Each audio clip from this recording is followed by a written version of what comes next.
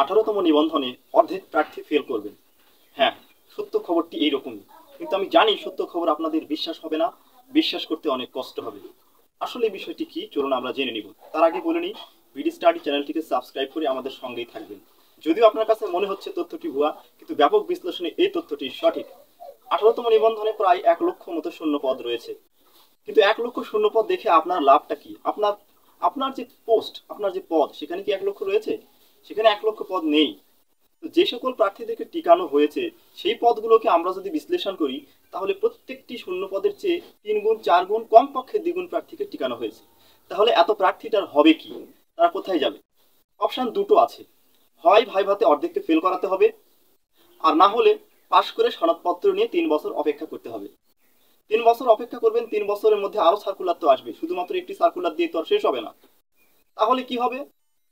গণবিজ্ঞপ্তি হবে, আপনারা আবেদন করবেন, অর্ধেকের চাকরি হবে, অর্ধেকের হবে না, অর্থাৎ আপনারা ফেল হয়ে গেলেন বা পরবর্তীতে আবার চেষ্টা করতে হবে।